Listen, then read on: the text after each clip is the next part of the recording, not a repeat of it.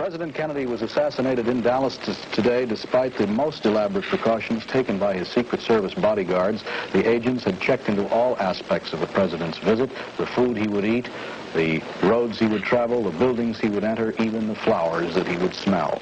The Secret Service men were reluctant about permitting the president to speak in the Dallas trademark because of the tiers of balconies overlooking the main court there, giving a potential assassin a good opportunity to hide, then shoot down when the president did appear. The president went ahead anyway. A list of known agitators in Dallas, anyone who might conceivably stir up trouble, was obtained from local lawmen. The Secret Service men made themselves familiar with these persons and their patterns, but they missed one man, the assassin. The motorcade route was thoroughly checked out. Trouble spots were noted, particularly where traffic or crowd conditions might get out of hand.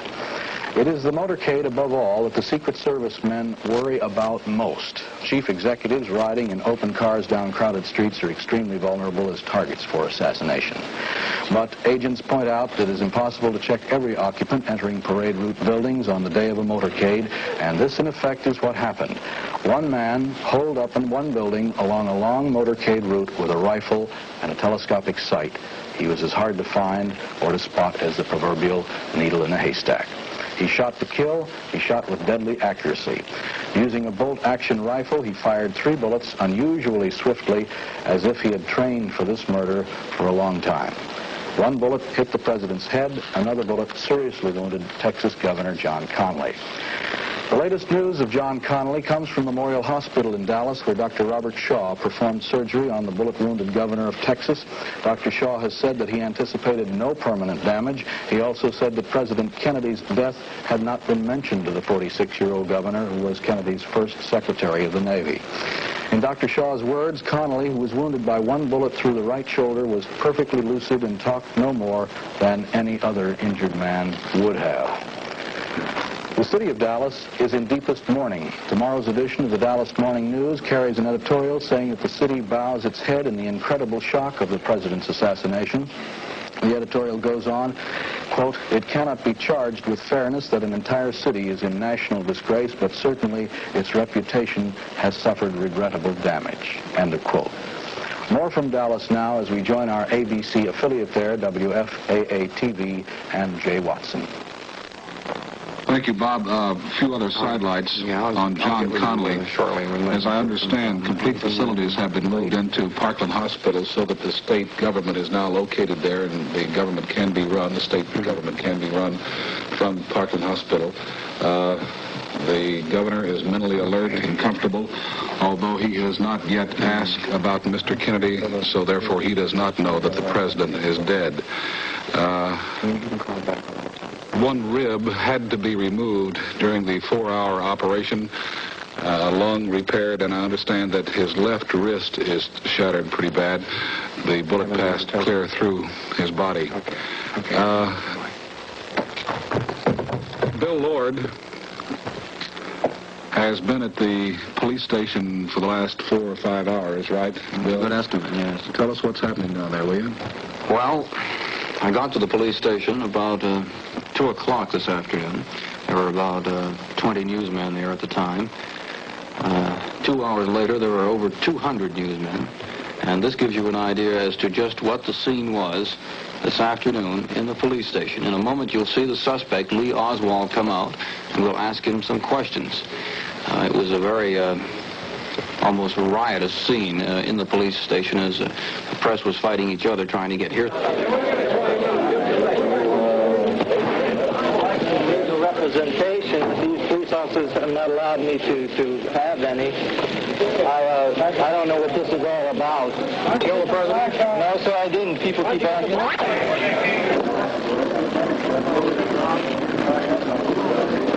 Sir, people keep asking him that, but I knew nothing about it at all. Paul Good is at police headquarters, and he just phoned in saying that the police chief said they are sure they have the right man, yet he is not cracking yet under the intensive questioning. So he's been holding up how many hours now? Has he been interrogated by the police department? About 4 or 5, 6 hours somewhere. Close to 6 hours, yes. Bill, where were you? Tell us about where you were in Dallas today and what the reaction was. Well, I was here in Dallas today, right here in the studios. We had been planning extensive coverage of the president's trip to Texas, and I'd just been looking at some of the tape fed in from the airport on Dallas's welcoming of the president, which was very warm to say the least. And we heard about it. We ran over to the sheriff's office, which is right near the spot. In fact, it's only a block away from where the president was assassinated. And everyone we talked to couldn't believe that this had happened. Yet it had, and the sheriff, all were very disturbed that this had happened in Dallas, and that it had happened at all. Were you at the police station long enough? Did you see the suspect long enough to get an impression of what he was like? Did you feel like that the man was possibly deranged? Did he act, well, outside of it? This would be difficult to estimate because we only saw him, we did see him about 4 times, a scene like that repeated over and over again as they bring him down from the city jail to be looked at by people who witnessed the assassination. Was he by himself? Does he have family with him? Or? His wife is there. His wife is a Russian-born, now American citizen. She speaks nothing but Russian, and they were having difficulty interrogating her. His face was all bruised up, and police indicate that this occurred when he tried to fight off arresting policemen at the theater after he had shot Patrolman Tippett. And he has been charged for murder of Patrolman Tippett. And sources at the police station expect that before midnight, or certainly before sunrise, if they have any additional positive clues, then he will be charged with murder of the president. What about the police departments? You were talking with them and visiting with them. What is their attitude about the assassination? Is there, the feeling of dejection? Did you have any personal comments or angles from any of the policemen? I spoke to several, and all they said was, we gave the Secret Service more men than they asked for. And no matter how many men we gave them, we couldn't possibly prevent a crackpot from taking the shot that he did. It's impossible, isn't it? Impossible. This is a feed from Dallas, Texas for the ABC network. A few moments ago, Bob Clark, and also with ABC, the same way as Bill Lord here is from ABC. A few minutes ago, Bob Clark interviewed the mayor of the city of Dallas, Mayor Earl Cabell. I think that tape is ready now, so let's take a look at that.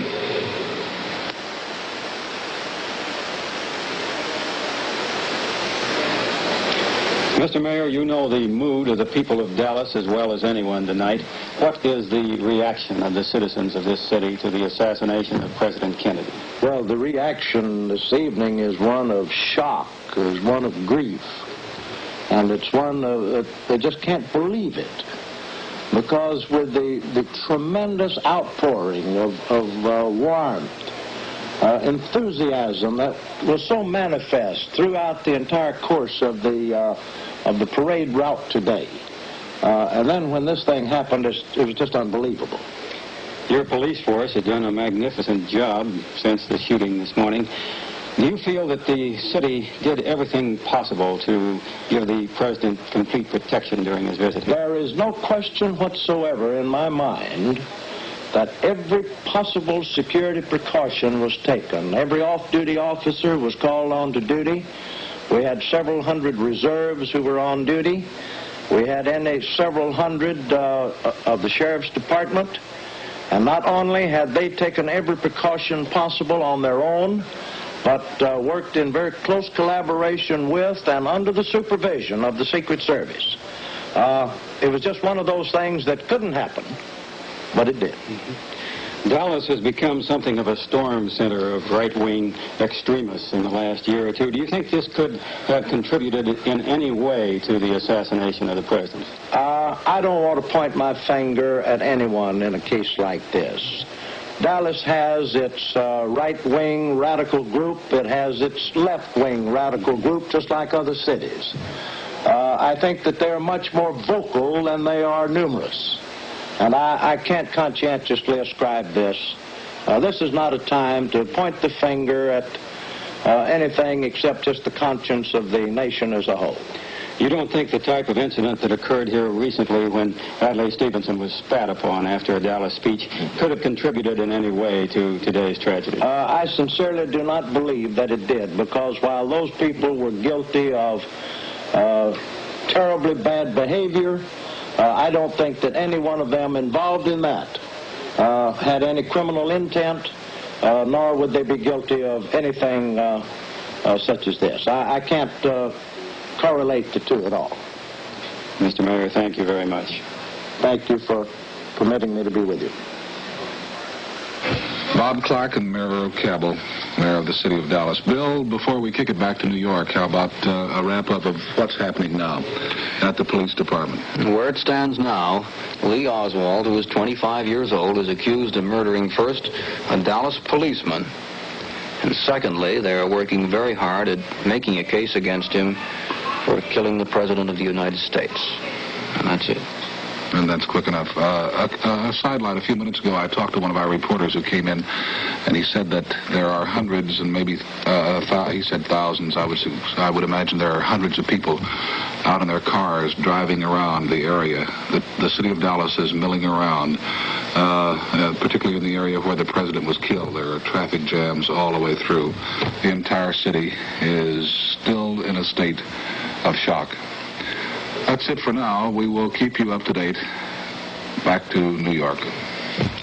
Thank you, Jay Watson, Bill Lord, and Bob Clark in Dallas. And here in New York, some useful background commentary now toward our understanding of the sometimes politically volatile situation in Texas and in Dallas, too, from my Texan-born colleague, ABC's Murphy Martin. The fact that Texas has more electoral votes than any other southern state, 25, this does not reflect the entire inner struggle for political domination there. Until 1952, Texas had always been considered a democratic state. After Governor Allen Shivers led the conservative Democratic elements of the state into the Eisenhower fold in 1952, the battle between liberals and conservatives grew more intense. And in addition to liberals and conservatives, extremist groups were suddenly more in evidence. The John Birch Society and the National Indignation Convention were among the groups heard from most often. Before the 1960 election, Mr. and Mrs. Lyndon Johnson narrowly escaped injury when they were mobbed and spat on in the lobby of a Dallas hotel where Mr. Johnson had gone to speak.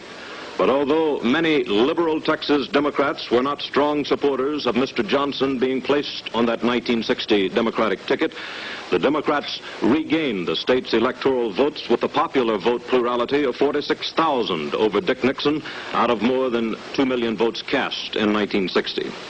Perhaps one reason for the added police protection in Dallas today for Mr. Kennedy was an incident that occurred on October 24th of this year. UN Ambassador Adlai Stevenson was in Dallas that day to give a speech on UN Day at Municipal Auditorium.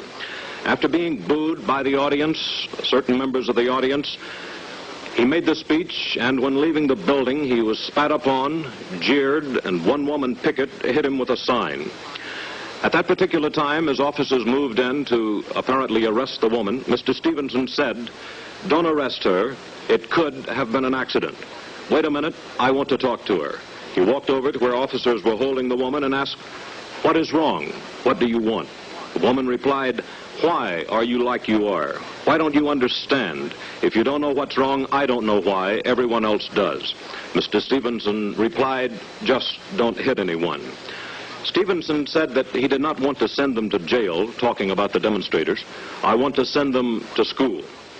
100 business leaders of Dallas, after this outbreak and this demonstration against UN Ambassador Adlai Stevenson, the business leaders sent telegrams to Stevenson in which they said the city was, quote, outraged and ashamed of the disgraceful discourtesies that he suffered while in Dallas.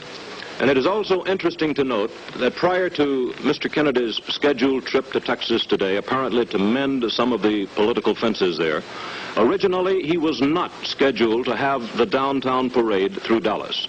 But after some of the liberal Texas Democrats said that the allotment of tickets to the scheduled dinner in Dallas this noon had not seen enough tickets go to the liberals.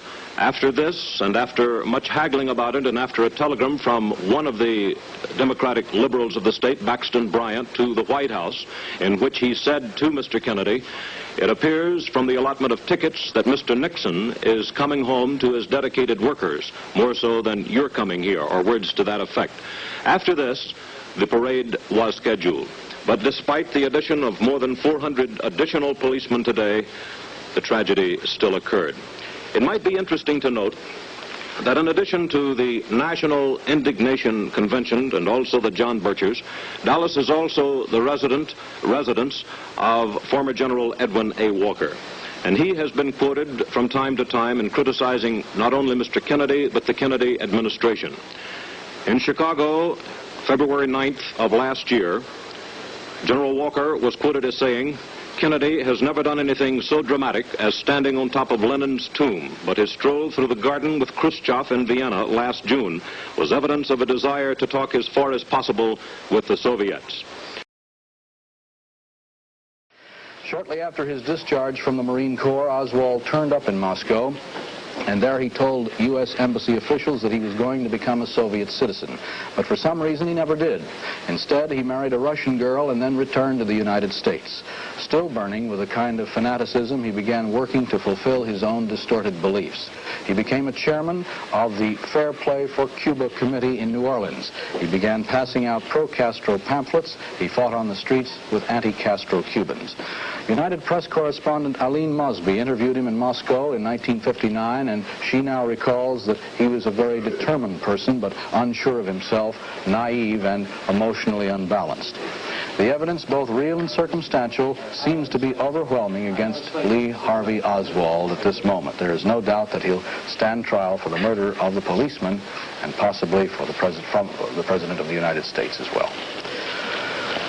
Former Vice President Richard Nixon said today that the assassination of the President is a terrible tragedy for the nation. Mrs. Nixon and I have sent a personal message expressing our deepest sympathy to the members of the family in this hour of sorrow. Mr. Nixon, of course, a resident of New York City at this time, and in New York City, the heart of it, Times Square, ABC's Jules Bergman for this report.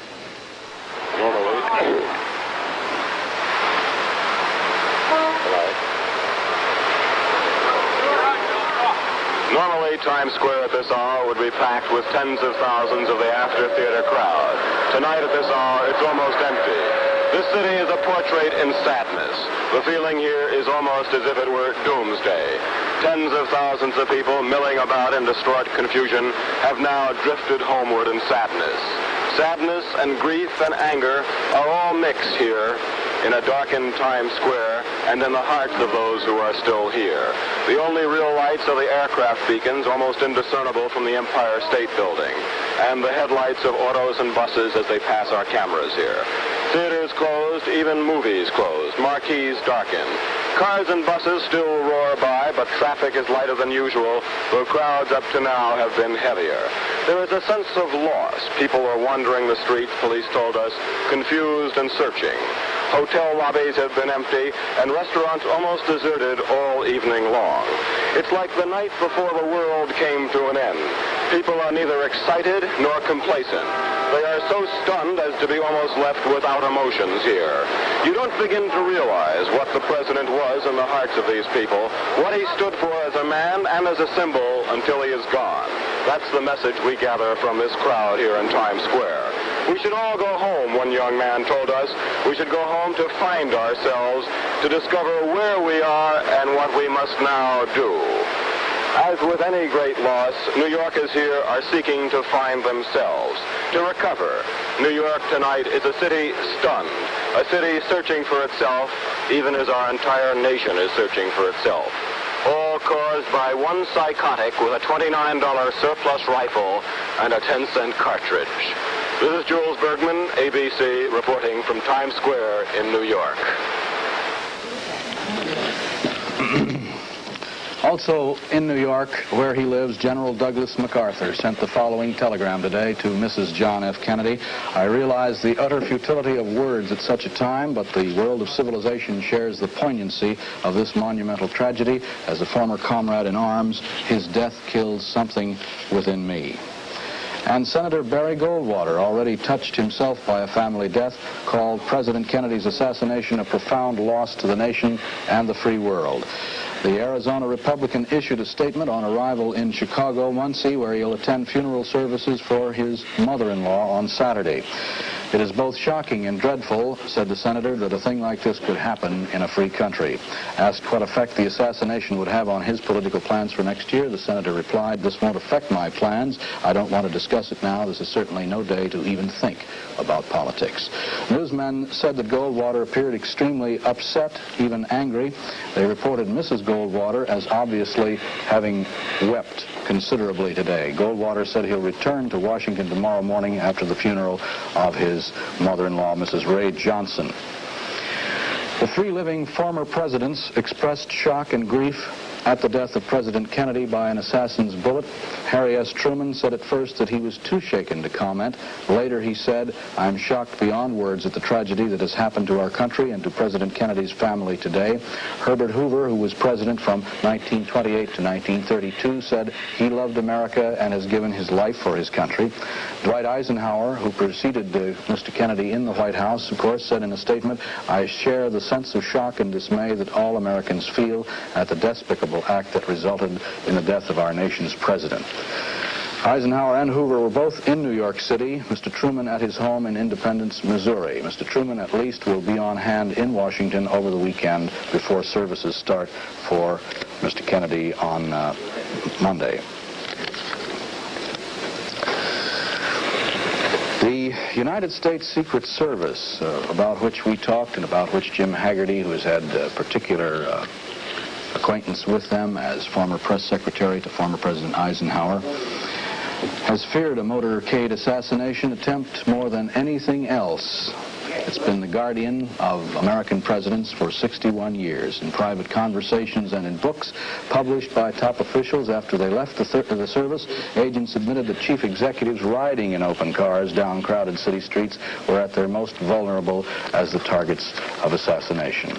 Grieving most tonight, Mrs. Jacqueline Kennedy, and here in our studios in New York, Lisa Howard with a portrait of Mrs. Kennedy. Jacqueline Bouvier Kennedy is no longer the First Lady of our land. She was our First Lady just 6 weeks shy of 3 years, but she has, without question, left her indelible mark on history. The daughter of a socially prominent New York family, Mrs. Kennedy led the life of a wealthy Eastern debutante and had absolutely no interest in politics. But with her marriage to then Senator John F. Kennedy on September 12th at a large, formal, very social wedding at Newport, Rhode Island, she was thrust onto center stage and the spotlight burned fiercely.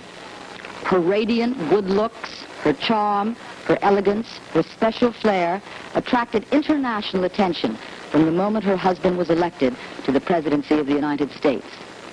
The late president once said that Mrs. Kennedy's interests were aesthetic and cultural, and her life in the White House reflected that assessment. During her first year as First Lady, she devoted herself assiduously to the task of redecorating the White House, to making it historically authentic. And once the White House rooms were restored to their original state, she conducted a television tour of the first family's home. The whole nation was charmed and beguiled by Mrs. Kennedy's hushed little girl tones, by her genuine delight in what she had accomplished. Her unusual and frequent White House parties were the talk of Washington, a sunset cruise down the Potomac, a lawn party at Mount Vernon for 138, Pablo Casals playing the cello in the East Wing of the White House. Mrs. Kennedy, as First Lady, traveled widely to France, England, Italy, India, Pakistan, Greece, and Morocco. And everywhere she went, she dazzled the crowds. No one was immune from her charms. Neither Mrs. Khrushchev, nor Ayub Khan, nor Nehru, nor Pope John, with whom she had an unusually long audience. And among the crowd, she could engender overwhelming enthusiasm and even affection. Her comings and goings in the capitals of Europe and Asia were followed by sometimes hysterical cheers and promptly reported over half the world. Her role on these travels was unique in American history. Often alone, without the president at her side, she received the endless bouquets from children, attended state banquets, waved to the mass throngs, always cool and elegant, always refraining from making any political comment. No American First Lady in history had ever traveled about in quite this capacity, for it was a purely ceremonial and decorative role. But she generated enormous goodwill for our country everywhere she went. When she lost her third child, Patrick Bouvier Kennedy, after only 2 days of life, the whole country felt a wave of sympathy as she emerged from the hospital at Otis Air Force Base hand in hand with her husband. Mrs. Kennedy often made known her dislike of the unrelenting attention attendant upon her comings and goings, the constant surveillance of reporters and photographers. And in all fairness, it must be stated that she did not court all that press attention. It courted her, attracted by her unique beauty and special radiance. But despite her desire for a private life, Mrs. John F. Kennedy now departs the White House, one of the most photographed women in the world, a public personality in her own right, a woman historians are not likely to forget. Lisa Howard, ABC News,